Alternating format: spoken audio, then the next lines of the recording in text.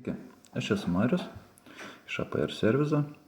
Šiame video jums norėčiau papasakoti, kaip pasirinkti tinkamą alyvos filtrą jūsų automobiliui. Taigi prieš mūsų akis yra du alyvos filtrai. Šitas filtras parduotuvėje kainuoja kažkur apie 12 litų. Šitas alyvos filtras kainuoja apie 28 litus. Taigi, kuo jie skiriasi?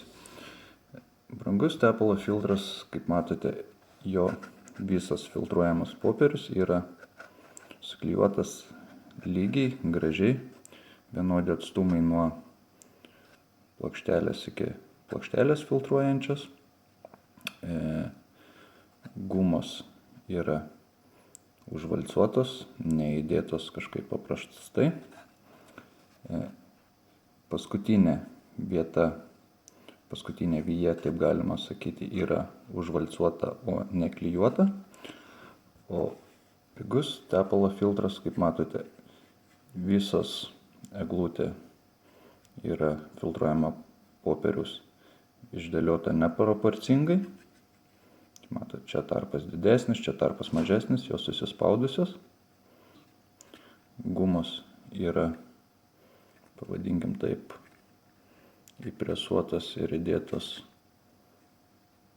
storesnės nei kad priklauso. Vidus, kaip matote, yra praktiškai dėta skarda su nedideliais greveliais, ko pasekoje jos gali apsinešti nuo nuosėdų ir filtras nebeatliks savo darbą. Brangiame filtre, matot, yra išgręžtos sistemingai skylutės, jos yra didelės, jų apsinešimas nuosėdom labai mažai tikėtinas. Taigi, kodėl šitas tepalo filtras yra brangesnis už šitą?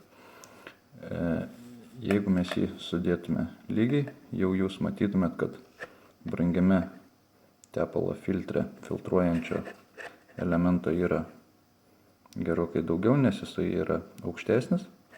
Pigus tepalo filtras, kad išlaikyti tą patį aukštį ir atstumą, yra sudėtos storesnės sandarinimo žiedai. Taipogi, aš manau, kad šitame tepalo filtre yra gerokai mažiau filtruojamo popieriaus. Taigi toliau mes pabandysime perkirpti tepalo filtro viršutinę dalį ir pasižiūrėti, kokio ilgio yra filtruojamasis popierius tiek pigiame, tiek brangiame alyvos filtre. Taigi nuėjome filtruojamą elementą nuo alyvos filtro. Ką mes matome? Brangaus tepalo filtro korpusas yra padengtas simetrinėmis, vienodomis, pakankamai didelėmis kiaurymėmis, ko pasekoje tiek užvedant šaltą automobilį, kol variklio alyva yra pakankamai tiršta, ji lengvai gali pratekėti pro tepalo filtrą ir taip pasiekti jūsų automobilio tepamasias vietas. Pigus alyvos filtras, kaip matote, turi centrinę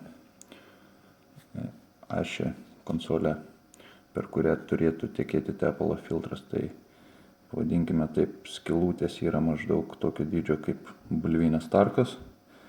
Užvedus šaltą variklį per šitas kiaurymės, tepalui esant tirštam pakankamai sunku būtų pasiekti variklio tepimo taškus. Dar vienas esminis dalykas tai yra, vėlgi kaip yra suklijuotas tepalo filtruojamasis elementas. Kaip matote, brangiame tepalo filtre visur, kur mes pasižiūrėsime, ten yra klijų. Jie puikiai, pavadinkim taip, laiko, net tuščias vietas yra užklijuotos, kad nebūtų jokio tarpo, kad filtruojamasis popierius visą laiką liktų standus ir sandarus. Tuo tarpu pigiame tepalo filtre čia klijų nėra, čia klijų yra labai daug, jisai nėra vienodai pasiskirstęs.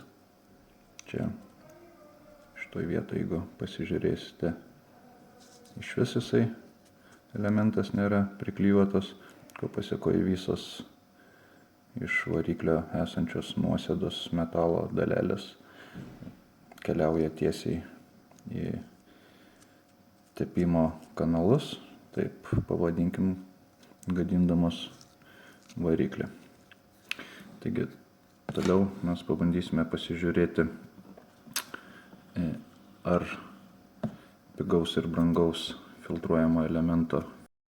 Taigi prieš jūsų akis yra iš tepalo filtro elemento išvyniotos filtravimo juostos. Kaip matote, pigaus alyvos filtro filtravimo elementas yra gerokai trumpesnis ir jo gerokai vadinasi mažiau nei kad brangiame filtre. Taigi jūs už papildomą kokybę ir filtravimo elementą dėl to ir mokate, arba renkatės pigų variantą ir už tai nemokate ir laukiame, kol jūsų variklio tarnavimas baigsis gerokai greičiau nei pasirinkus gerą ir kokybišką alyvos filtrą. Taigi, reziumuojant, galima būtų daryti išvadas tokias, kaip mūsų praktika rodo. Norint pasirinkti kokybišką filtrą, reiktų atkreipti į kelis esminius dalykus.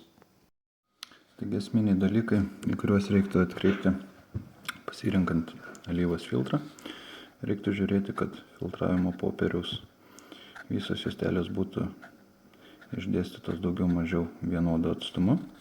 Perbraukęs pirštu jos grįžtų į pradinę padėtį, kaip ir buvo. Tada pasižiūrėti daugiau mažiau, kaip atrodo vidus, kad jisai turėtų pakankamas kiaurymės, o ne būtų padarytas, pavadinkim taip, labai pigiai.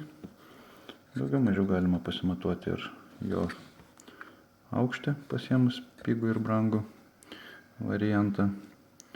Taip, aš manau, jūs išsirinksite kokybišką ir gerą filtrą, nes brangus filtrai ne visą laiką būna geri, bet pigus filtras niekada nebus geras.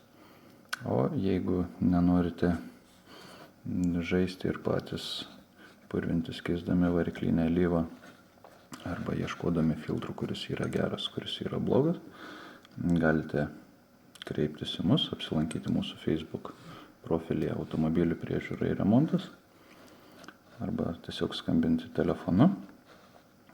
Mes jums padėsime, nes mes pakankamai daug dėmesio skiriam būtent detalių kokybei. Jas perkam, žiūrim, einančias naujas detalės į rinką irgi perkam ir analizuojam.